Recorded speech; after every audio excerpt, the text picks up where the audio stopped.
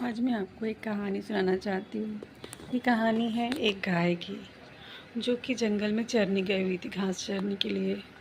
और तभी पीछे से आ गया एक शेर। शेर उसे पकड़ने के लिए, उसका शिकार करने के लिए उसके पीछे भागा।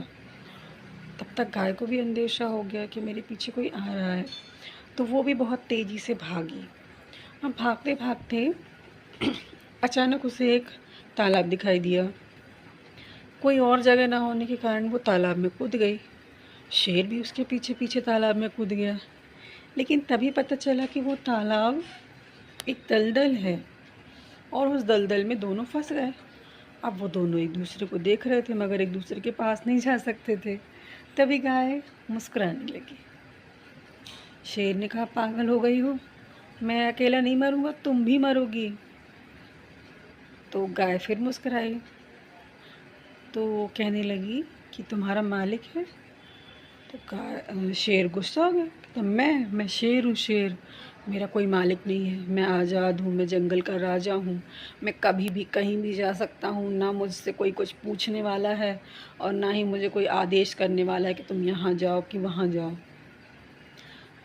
गाय फिर मुस्कुराई, बोली, देखा, तुम यहाँ मर भी जाओ ना तो तुम्हें कोई पूछेगा नहीं, क्योंकि सब सोचेंगे भाई राजा है, कहीं गया होगा घूमने, आएगा जब आना होगा।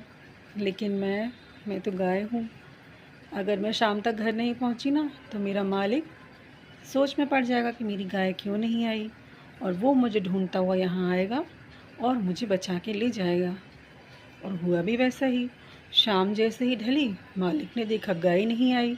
अब वो उस गाय को ढूंढने के लिए निकला, और जैसे ही उसने आवाज़ लगाई, गौरी, तो गौरी ने तुरंत यहाँ से आवाज़ लगाई और उस गाय वाले ने आके अपनी गाय को रस्सी फंसा के निकाल लिया और ले गया।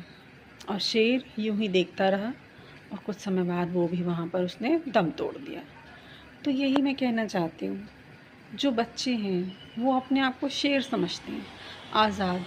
लेकिन वो ये नहीं जानते कि आज़ाद रहने के नुकसान कितने हैं। आप कहीं भी चले जाओ, किसी मुसीबत में फंस जाओ, कोई आपको देखने वाला नहीं है। जिनके माँ बाप हैं, जिनका मालिक है, वो रोज़ उसको नियम से खाना दे रहे हैं, पानी दे रहे हैं और घूमने की आज़ादी भी दे रहे हैं। सिर्फ नियम ये है कि आप टाइम से घर आ जाओ। उसके बाद में जब वो आप टाइम से घर नहीं आओगे तो वो आपको बंदिश नहीं लगाना चाहते। वो ये जानना चाहते हैं कि आप कहीं बाहर हैं तो सुरक्षित हैं, आपको कोई परेशानी तो नहीं है। वो इसलिए आपको कॉल करते हैं। तो आप अपने पेरेंट्स की भावनाओं को समझिए कि वो क्यों